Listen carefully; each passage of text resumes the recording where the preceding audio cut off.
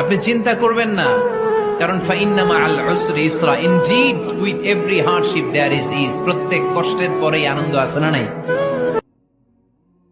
বিষ্ণুই বলেন, মান ক্বালা লা ইলাহা ইল্লাল্লাহ, যে ব্যক্তি বলবে লা ইলাহা ইল্লাল্লাহ মুখলিসান মিন কলবিহি, অন্তর থেকে যে পড়বে লা ইলাহা ইল্লাল্লাহ, দাখালাল জান্নাহ, সে জান্নাতি হয়ে যাবে।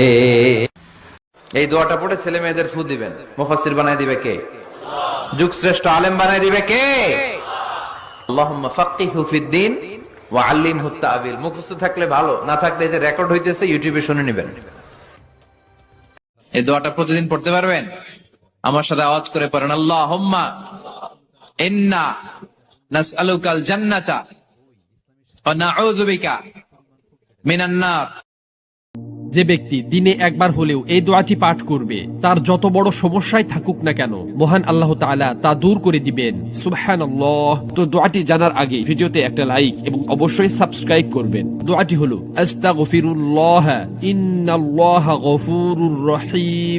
আমাদের যে সমস্ত ভাই বোনদের অসুস্থতা কাটে না, তারা আইয়ুব আলাইহিস সালামের এই দোয়াটা পড়বেন, রব্বি আন্নী মাসসানিয়াদ দুর ওয়া আনতা আরহামুর রাহিমিন।